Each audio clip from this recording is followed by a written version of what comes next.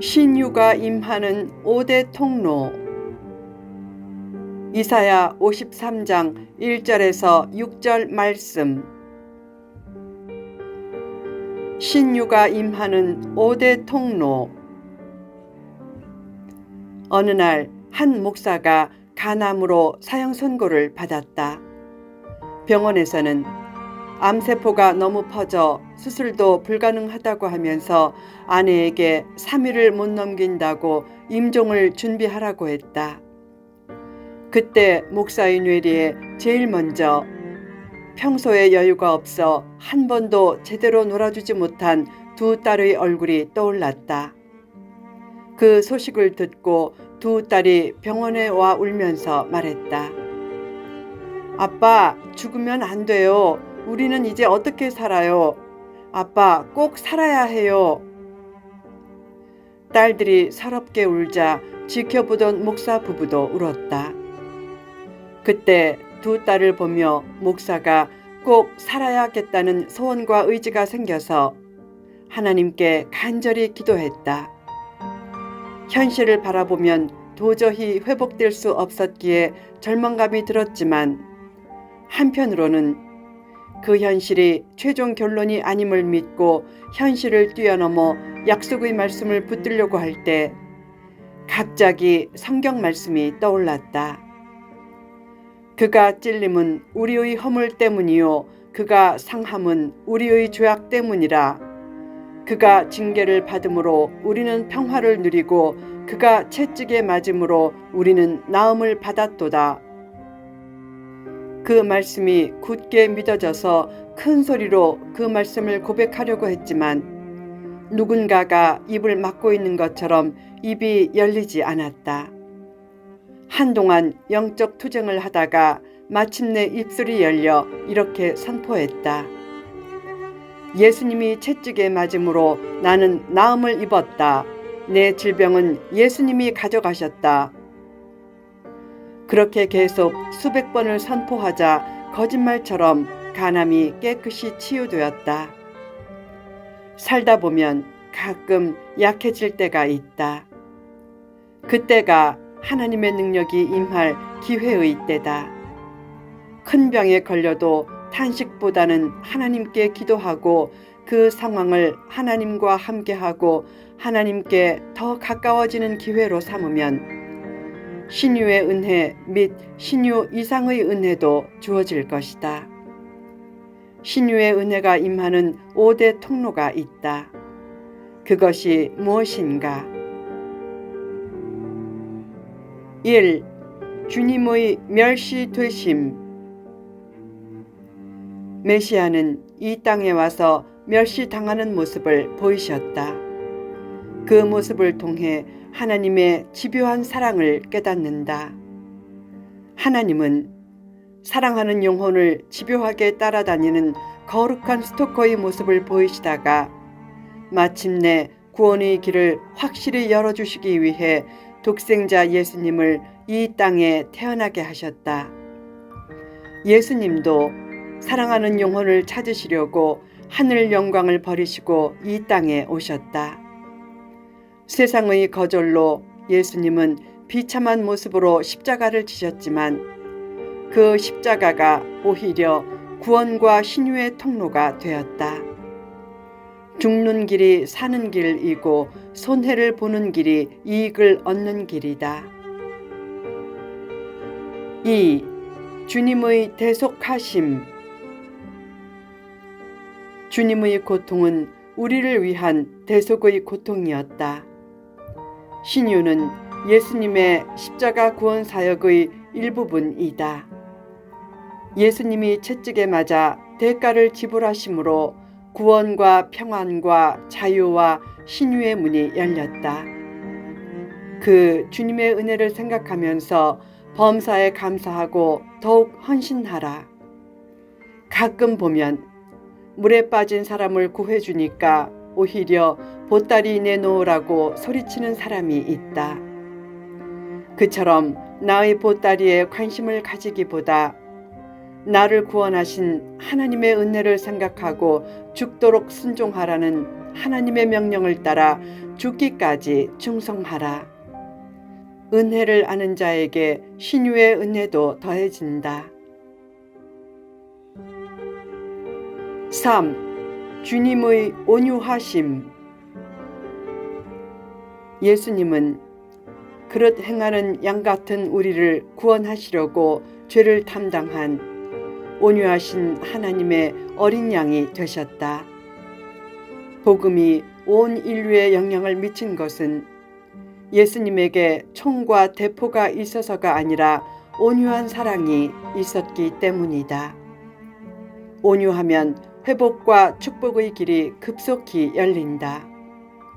중국어로 사람인 자는 서로 기대는 모습이다.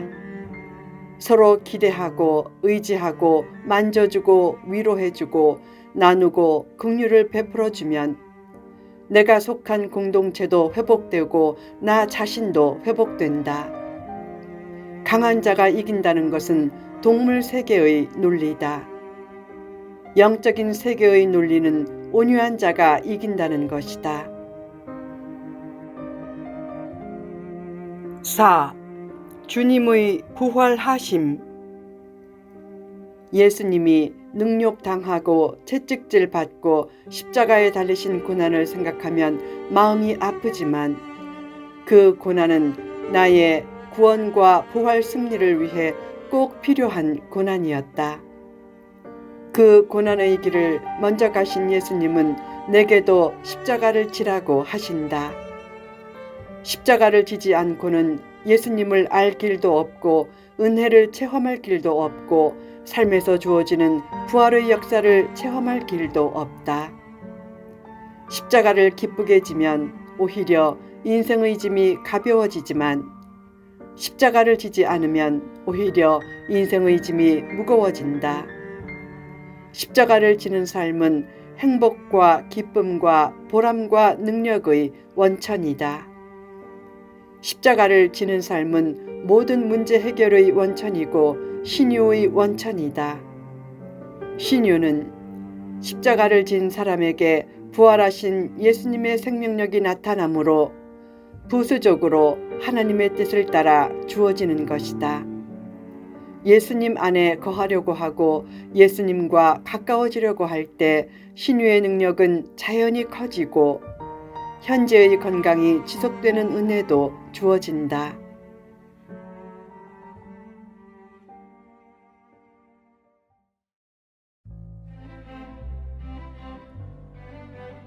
5.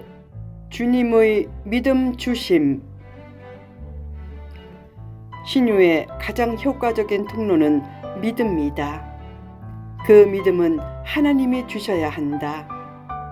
만약 신앙의 높은 고지까지 스스로 올라가야 신유를 받는다면 어느 누가 신유의 은혜를 받겠는가? 신유의 은혜를 얻을 수 있는 정도로 신앙의 높은 고지까지 올라갈 필요가 없다. 하나님이 무능력한 내게 내려와 나와 함께 하시면 은혜를 체험할 만한 믿음을 주신다. 그 하나님의 사랑을 믿음으로 받아들이면 누구나 은혜를 체험할 수 있다. 어느 날 한 사람이 깊은 구덩이에 빠져 꺼내달라고 울부짖을 때 갑자기 덕망 있게 보이는 한 분이 나타나 말했다. 아들아, 이곳은 위험한 곳이다. 그가 말했다. 누구세요? 저를 꺼내주세요. 그분이 말했다. 나는 공자다. 내가 노노의 가르침대로 했다면 여기 빠지지 않았을 거야. 그렇게 바른 행동 지침에 관한 말만 하고 얼마 후 그곳을 떠났다. 조금 후에 부처님이 다가와 자비로운 눈길로 먼 곳을 보며 말했다. 아들아, 지금 바로 눈을 감고 너 자신을 완전히 잊으라. 너를 혼란하게 만드는 어떤 생각도 하지 말고 아무도 너를 움직일 수 없게 하라. 그러면 너도 나처럼 평정 상태가 될 것이다. 그가 구덩이에서 평안을 찾았지만 구덩이를 벗어나지는 못했다. 얼마 후 부처님도 그곳을 떠났다. 잠깐의 평안이 얼마 가지 못하고 또 절망감이 들 때 상처의 흔적을 가지신 예수님이 다가왔다. 그가 소리쳤다. 예수님, 저를 여기서 꺼내주세요. 예수님은 아무 말도 없이 그를 팔로 안고 구덩이에서 꺼내주셨다. 그가 기운이 회복되자 예수님은 아들아, 다시는 그런 위험한 곳에 가지 말라 라고 하지 않고 대신 이렇게 말씀했다. 앞으로도 계속 함께 걷자. 예수님은 내가 있는 곳으로 오셔서 회복의 믿음을 주시고 세상 끝날까지 나와 동행해 주신다. 예수님을 굳게 믿고 오직 예수님만 바라보라. 예수님이 크게 보이면 문제와 고난은 작게 보인다. 살면서 고난보다 수치가 참기 어렵다. 고난은 지나고 나면 금방 잊어버리지만 수치는 오래도록 기억에 남기 때문이다. 그 기억이 수많은 질병도 낳는다. 그러나 수치심을 느낄 때도 십자가를 지신 예수님을 바라보면 신비하게 평안과 위로가 주어진다. 하나님과 동등하신 분이 십자가에 달리신 것을 생각해 보라. 얼마나 수치스러운 일인가. 예수님은 십자가의 수치를 마다하지 않으시고 구원과 승리의 길을 열어주셨다. 살다 보면 가끔 고난과 수치를 겪지만 그런 때일수록 더욱 예수님을 바라보라. 그러면 이 정도의 고난과 수치는 충분히 감당할 수 있다라는 믿음의 여유가 생기고 새로운 삶을 향한 용기도 생긴다. 늘 예수님만 바라보면서 참된 위로와 평안과 신유의 은혜를 얻어내라.